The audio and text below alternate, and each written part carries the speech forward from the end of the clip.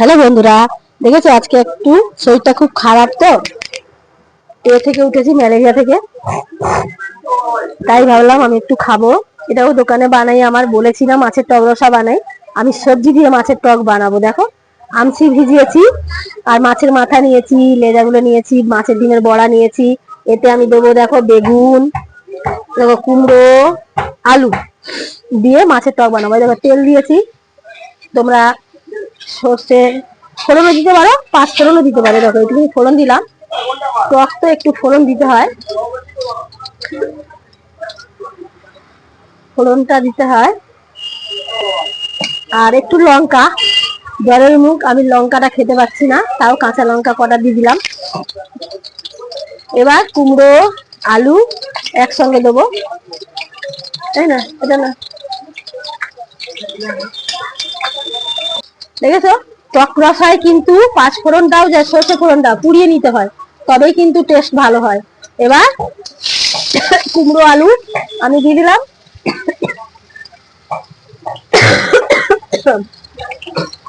দেখো কুমড়ো আলু দিয়ে দিলাম। এটা একটু ভেজে নেবো, এটা দিয়ে ভেজে নেবো। দেখো এবার এতে দেবো লবণ, এটা না দিলে নয়, না দিলে টেস্ট খারাপ, মুখে রুচি হবে না।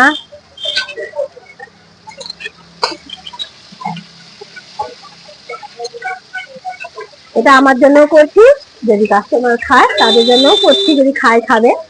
কুমড়ো দিয়ে মাছের টক রসা ফাটাফাটি খেতে, কিন্তু জানেন কুমড়ো দিয়ে মাছের টক রসা খেয়েছেন কোনোদিনও?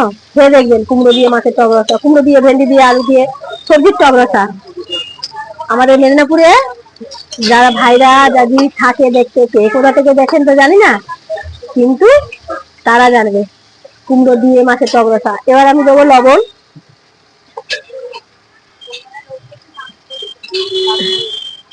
পরিমাণ মতন, এটাকে লবণ দিয়ে দিলাম।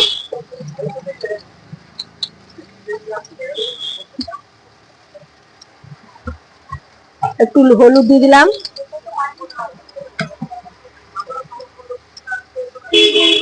দিয়ে একটু নাড়ি নেবো। আমি এখানে সর্ষে আর দুটো কাঁচা লঙ্কা দিয়ে বেটেছি, কেন আমার শরীর খারাপ না, আমার মুখে বেশি রুচি নেই, কিন্তু আমার জন্য তো একার জন্য করছি না, এতটা কাস্টমারও খাবে, এই জন্যে। এবার আমি একটু জল দেবো, জল তো দিয়ে দিলাম, কিন্তু এবার সর্ষেটা দেবো। সর্ষে কখনো দিতে নেই, তেতো হয়ে যায়, বুঝেছেন? এবার এর করে দিলাম, কিন্তু এবার সর্ষেটা দিয়ে নাড়ি নেবো, ফুটে যাক, ভালো করে একটু ফুটে যাক।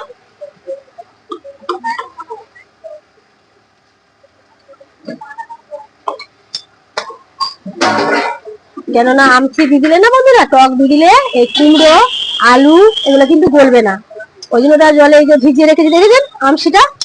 এখন তো আম ভালো না, আর এই আমসিটা কিন্তু খেতে টেস্টটা ভালো, দারুণ খেতে, জানেন? এই আম শুটকিটা আমরা শুকিয়ে রাখি, এই জন্যে। দাঁড়ান এটা ফুটুক। টকে কিন্তু বেগুন দিতে গেলে ভেজেও নিয়ে দিতে পারেন, আমি ভাজিনি, একা খাবো বলে আমি ওই জন্যই কাঁচা বেগুনকে এরকম করে, দেখেন, কেটে নিয়েছি পাতলা পাতলা করে। এবার আমি দিয়ে দিচ্ছি, কেন আমসি দিলে না বেগুন কেন আর এই কুমড়ো কেন আলু কেন এটা কিন্তু গলে না। আপনারা ভেজে যদি খেতে চান ভেজেও খেতে পারেন, কিন্তু সব জিনিস তো ভেজে ভেজে করা ভালো না। এই দেখেন গলে গেছে, আর একটুখানি হবে দিলে এবার মাছ আমসি সব দেবো। টকে কিন্তু হরকচা হয়ে যায়, মানে কাঁচা কাঁচা থাকবে, বলবেই না। আর একটুখানি ফুললেই দেখবেন হয়ে যায়।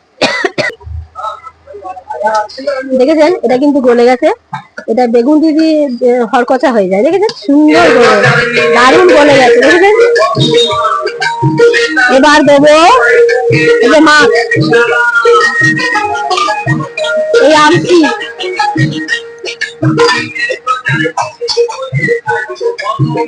শুনে যাচ্ছে না, ওরা তারা কি যেন বড় কাছারি যাবে, দেখেছেন সব বড় কাছারি যাবে, তো ওই জন্য এবারে মাছ বাজিয়েছে।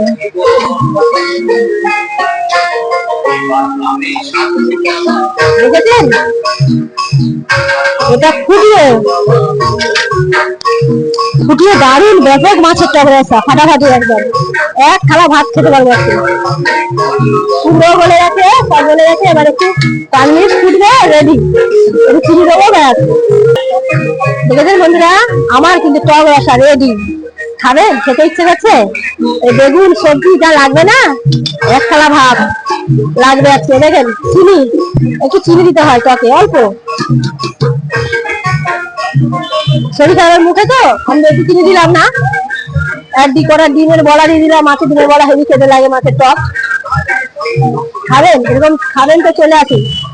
আর গলিয়ে দিয়ে দিলে সবজি গলে যায়, নাহলে কিন্তু টক দিলে গলে না। দেখেছেন আমার কিন্তু রেডি। সব বন্ধুদের টাটা, ভালো থাকেন। আমার রান্না কিন্তু কমপ্লিট, এই বলে শেষ করে দিলাম।